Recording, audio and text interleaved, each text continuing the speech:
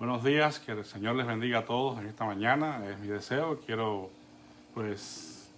compartir con ustedes la palabra del Señor que tiene como título en esta mañana Sentimientos espirituales. Sentimientos espirituales. Y vamos a leer el Salmo 145, versículos 15 y 16, que dice así: Los ojos de todos esperan en ti, y tú le das su comida a su tiempo. Abres tu mano y colmas de bendición a todo ser viviente. Oremos. Gracias te damos, Padre, en esta mañana por la bendita palabra tuya, que es de bendición siempre para nosotros. Rogamos, Señor, que tú nos des entendimiento en esta mañana para poder beneficiarnos de tu verdad en nuestros corazones. Oramos en el nombre de Jesús. Amén. Bueno, quiero hacer una aclaración antes de leer el devocional, porque tanto como para este y para otros será de utilidad para todos. Hay una nota que quiero compartir, y es que debemos tener en cuenta que en sentido figurado se considera el corazón como el asiento de los sentimientos, y eso sobre todo en nuestra cultura occidental, ¿no? Cuando hablamos del corazón, pensamos que es el asiento de los sentimientos, y por eso es que acostumbramos a decir yo te amo con todo mi corazón, ¿verdad? O lo deseo de todo mi corazón, porque queremos expresar con eso pues que tenemos fuertes sentimientos hacia alguien o hacia algo. Sin embargo, en la Biblia utiliza tanto los términos mente y corazón, indistintamente, es decir, como sinónimos. Muchas veces en la Escritura, cuando oímos hablar de el corazón, está haciendo referencia a la mente, y la mente, corazón a la mente y la mente al corazón. Es algo que encontramos como sinónimos, y parte de esta línea, ¿verdad?, de pensamiento es la que desarrolla a veces nuestro hermano en los devocionales. También, aunque no está aclarado aquí, tenemos que decir que en la cultura oriental, ¿verdad?, no se habla tanto del corazón como el asiento de las emociones, sino pues las vísceras o las entrañas, ¿verdad? Por lo que sería más común en el contexto judío de entonces decir yo te amo con todas mis entrañas, ¿verdad? Más que con el corazón. Entonces, bueno, podemos ver en algunos pasajes de la Biblia esto también reflejado. Vamos a dar lectura y ojalá que podamos comprender la palabra de Dios. Dice: para recibir poder de lo alto, nuestras mentes deben estar preparadas para recibir el Espíritu Santo. Pero la gente comete grandes errores en este punto al no comprender las leyes de la mente. Habla de los sentimientos espirituales como si pensaran que pueden, por un esfuerzo personal, producir afecto espiritual para Dios. Pero esta no es la forma como la mente trabaja.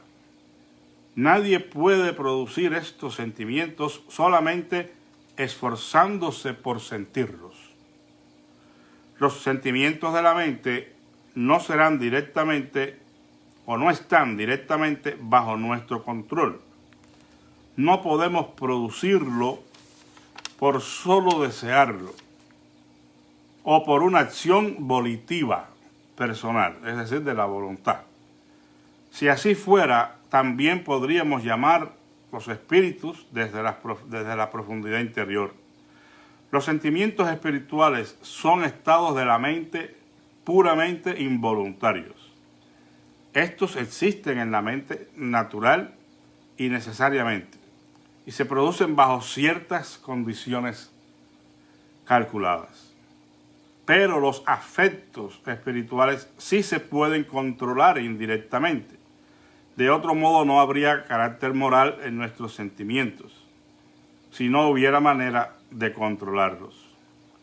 No podemos decir, ahora voy a sentir de tal o cual manera en relación con tal cosa, pero podemos centrar y mantener nuestra atención en ella hasta que surjan los afectos involuntarios. Si un hombre que está lejos de su familia piensa en ella, ¿no estimulará de este modo sus afectos? Pero no es diciendo, ahora voy a tener sentimientos profundos por mi familia. Un ser humano puede dirigir su atención hacia un objetivo acerca del cual debe y desea sentir ciertos afectos, y de esa manera puede dar vida a las emociones apropiadas. Si un hombre recuerda a su enemigo, pronto surgirán en él sentimientos de enemistad. De la misma manera, si un hombre o una mujer piensa en Dios y fija su mente en algunos aspectos del carácter divino, entonces surgirán los sentimientos y se producirán las emociones en cumplimiento a las leyes de la mente. Si es amigo o amiga de Dios, que lo contemple como un ser santo e indulgente y se producirán en él o en ella emociones de afecto y amistad. Si es enemigo de Dios, haga que su mente reflexione con el verdadero carácter de Dios. Mírelo, fije su atención en él y su enemistad contra Dios se manifestará o se quebrantará y entregará su corazón. Y dice la oración: Padre Celestial, me he esforzado por tener sentimientos espirituales y por ser espiritual, pero ha sido en vano. Levanto mis ojos y veo en ti todo lo que puedo necesitar o querer. Ven y lléname con la vida divina. Amén. Bueno, puede prestarse a confusión, un poco difícil de comprender en esta mañana esta lectura. Sin embargo, si aclaramos los términos, se hace fácil. El hermano habla de sentimientos espirituales y de afectos espirituales. Y lo que yo puedo entender, hermanos, es que el hombre, como creación de Dios, ha sido formado y ha sido diseñado por Dios con esa capacidad de poder tener sentimientos y tener afectos, ¿verdad? La característica o lo que forma a un ser humano, aun cuando estudiamos psicología, son tres aspectos, que es lo volitivo, que está relacionado con la voluntad, lo afectivo, que está relacionado con los sentimientos, y lo cognitivo, que está relacionado con el conocimiento. O sea, que lo que constituye a una persona son esas tres cualidades. O sea, que tenga la capacidad de pensar, de sentir, de tomar decisiones. Y eso está envuelto en toda nuestra espiritualidad, por supuesto, ¿verdad? Porque somos personas dotadas con esas características, con esas singularidades que Dios ha puesto en cada ser humano. Entonces diríamos que los sentimientos espirituales de los cuales habla el hermano aquí es la capacidad innata que tenemos como seres humanos, como criaturas de Dios, de tener sentimientos, pero no solamente en el plano de lo afectivo, sino que somos seres racionales y por eso es que tenemos el conocimiento y la capacidad de razonar. Entonces hay una forma, o debe existir una forma en la cual el ser humano da canal o da vía a esos sentimientos, ¿no? Que serían ya dando respuesta a dónde nosotros ponemos nuestros afectos. O sea, somos capaces de sentir, de experimentar estos sentimientos, valga la redundancia, porque Dios nos ha dotado con esa capacidad. Pero yo no puedo hacer nada con respecto a eso, no lo puedo anular, no lo puedo quitar, yo no puedo decir yo no voy a tener más sentimientos, ¿verdad? Porque eso forma parte de nosotros, de nuestra creación, es intuitivo en nosotros. Pero lo que yo sí puedo hacer, y es donde el hermano dice que debemos ejercer control, es en dónde yo pongo mis afectos, en dónde yo puedo hacer que mis sentimientos tengan curso. Y ahí es donde entra a jugar la decisión, la capacidad de tomar decisiones, la voluntad nuestra, porque somos nosotros los que vamos a decidir poner nuestros afectos en Dios. Y aquí es donde está la clave del devocional. O sea, lo más importante aquí es que nosotros entendamos que como cristianos, como personas que hemos nacido de nuevo, hemos experimentado el perdón de pecados y la nueva vida en Cristo, ahora yo puedo poner mis afectos en el Señor. Poner los afectos en el Señor es algo más que un sentimiento. Vamos a usar la figura que nosotros estamos familiarizados, ¿verdad? Es más que poner nuestro corazón en una manera romántica en Dios y decir, oh Señor, cuánto te amo, ¿verdad? Porque siento en mi corazón estos sentimientos por cuanto tú me has salvado, tú me has librado de la condenación eterna. Sí, eso es válido y eso es importante. Pero va un poco bastante más allá que eso. Cuando hablamos de desarrollar el afecto a Dios, no se trata tan solo de sentir un sentimiento romántico hacia Él, sino un sentimiento que me guía a mí a buscar su rostro y a conocerle tal y como Él se ha revelado en las Escrituras. No puede haber un conocimiento de Dios separado de su revelación, hermanos, especialmente en las Escrituras y en la persona de Jesucristo. No podemos decir que conocemos a Dios y no podemos experimentar un crecimiento en nuestro afecto hacia Él, en nuestros sentimientos hacia Él, si no hay conocimiento de su palabra, porque su palabra es la que nos dicta a nosotros el carácter de Dios, cómo es Él. Por eso un buen ejercicio para que nosotros desarrollemos nuestros afectos espirituales hacia Dios es meditar no tan solo en la palabra de Dios, cuando estamos meditando, pensando en alguna verdad bíblica, sino en el mismo Dios, ¿verdad? En sus atributos. Por ejemplo, cuando nosotros estudiamos los nombres de Dios y nos concentramos en eso, en lo que significa cada uno de esos nombres, que de hecho pues nos da a nosotros una idea de su carácter, porque es la acción de Dios sobre su pueblo. Cuando dice que el Señor es el que los sana de todas sus dolencias, estamos hablando, ¿verdad?, de un nombre de Dios. Cuando decimos que el Señor es quien los libra en la batalla, hay otro nombre de Dios allí involucrado. Y por eso es que hablamos de Jehová Shammah, o Jehová Nisi, o Jehová Tsidkenu. Hay varios nombres de Dios, pero cada uno de esos nombres nos da a nosotros una idea de su acción redentora sobre su pueblo. Y cuando meditamos en Él y en esas acciones redentoras, aprendemos a amar a Dios. Podemos desarrollar nuestros afectos hacia Él ya a un nivel de la palabra, a un nivel de su revelación, de la comprensión que nosotros vamos a ir teniendo de Él, una inteligencia espiritual. Por eso decía ayer que no se trata de algo romántico o tener unos sentimientos humanos a la hora de tratar de entender a Dios y sus acciones, porque no lo entenderíamos nunca. Realmente, pues, una de las características de nuestro Dios es que Él es incognoscible.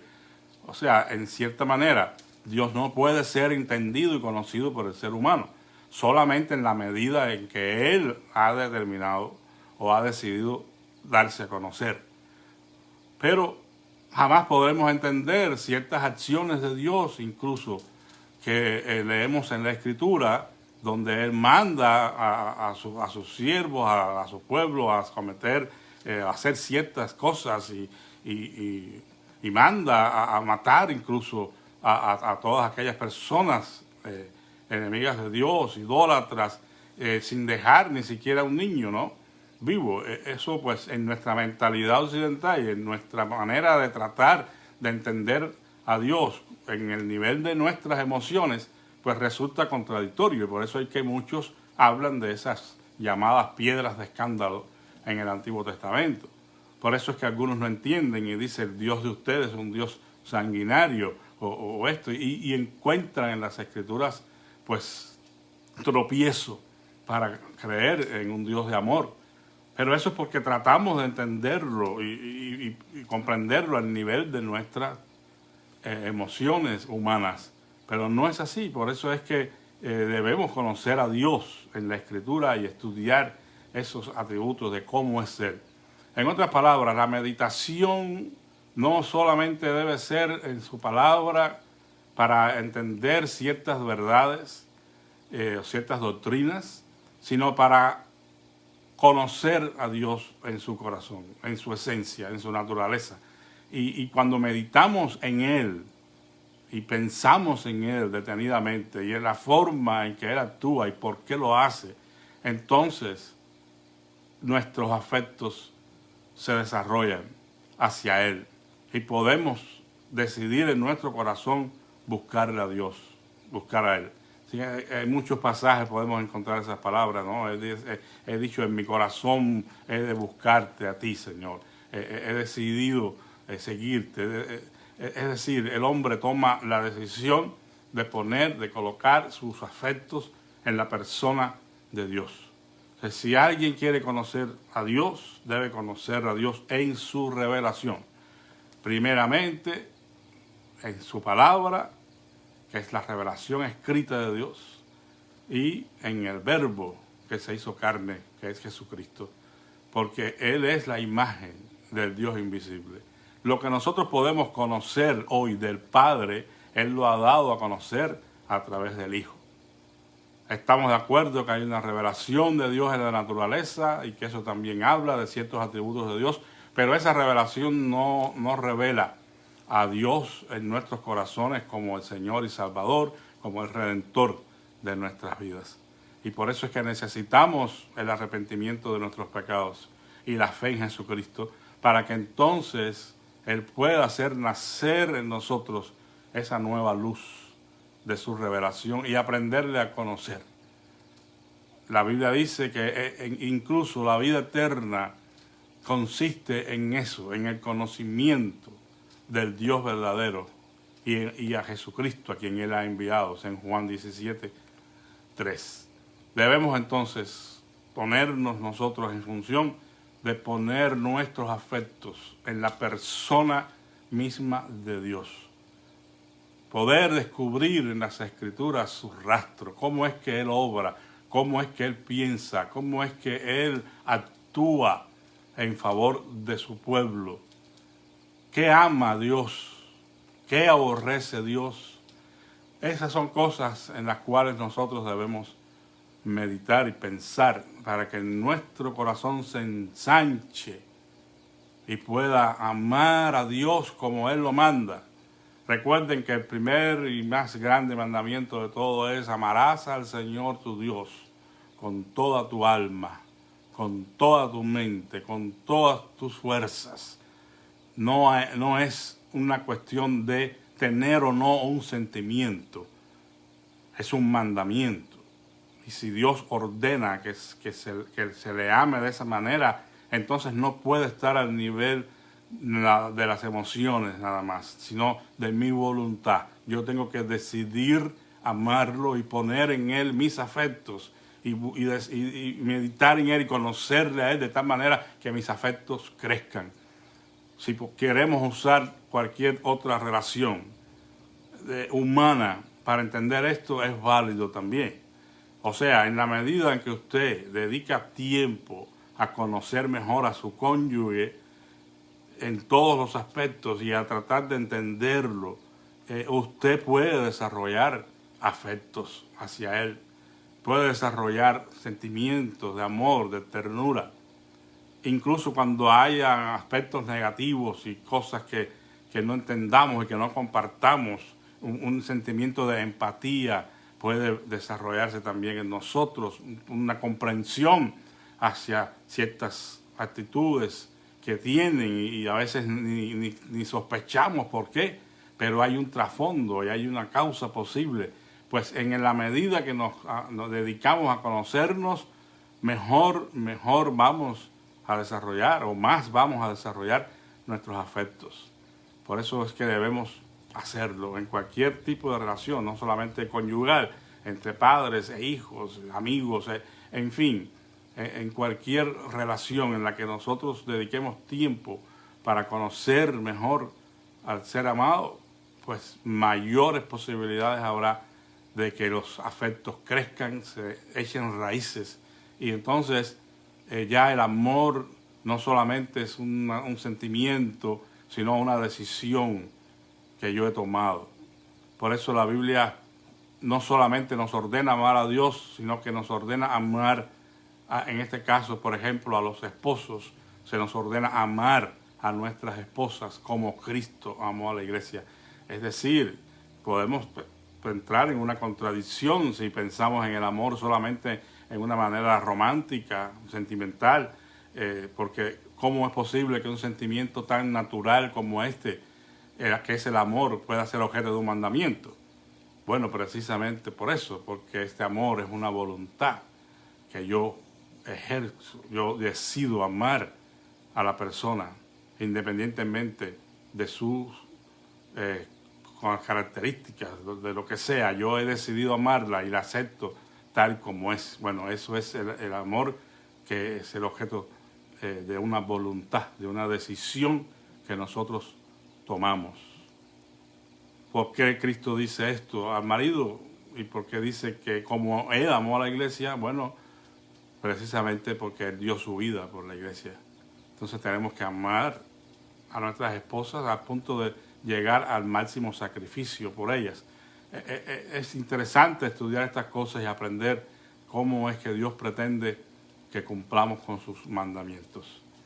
Que Dios me los bendiga y que nos ayude a poder hacer esto, hermanos, de poner nuestros afectos en el Señor.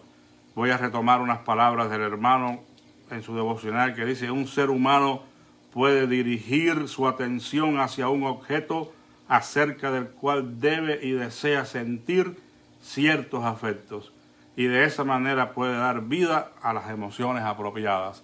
Es decir, si nosotros como cristianos dirigimos nuestra atención hacia la persona de Dios y dedicamos tiempo para conocerlo en su palabra, entonces nosotros daremos vida a nuestras emociones de una manera apropiada y estaremos amando a Dios cada día con todo nuestro corazón.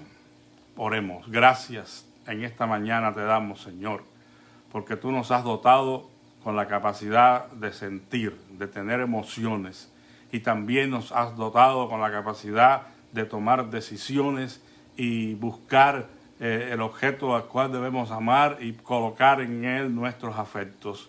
Permite, Señor, que de la misma manera que lo hemos hecho con algunas personas y con ciertas cosas, lo podamos hacer ante todo contigo, Señor. Porque tú nos ordenas que te amemos con todo nuestra mente, nuestro corazón y nuestras fuerzas. Y queremos, Señor, colocar nuestros afectos en ti y aprender a amarte en tu revelación, Señor, en la medida en que tú has querido darte a conocer a nosotros, para que podamos, Señor, ejercer juicios que sean aceptables delante de ti y no nos encontremos blasfemando tu nombre. Padre Santo, ayúdanos a amarte, Señor, con todo nuestro corazón. Te pido en esta mañana que seas con las peticiones de mis hermanos y que, oh Señor, ellos puedan ver tu mano obrando poderosamente sus vidas. Sana al enfermo, Señor, y da, Señor, oportunidades de trabajo a los que la necesitan. Consuela al afligido, fortalece al débil, Señor. Oh, mi Dios, que ninguno quede sin tu atención, Señor, en esta mañana, como sabemos que tú lo haces porque tú eres bueno y tu misericordia es eterna, Señor. Gracias, gracias te damos. Rogamos que tú nos ayudes en el resto del día y que bendigas mañana toda reunión virtual o presencial, Señor, de tu iglesia. Usa a tus siervos al exponer tu palabra. Te lo pido en el nombre de Jesús y por sus méritos. Amén. Que la paz de Cristo sea con todos. Espero que se haya entendido. Si hay alguna duda, hermanos, no dude en escribirme. Amén.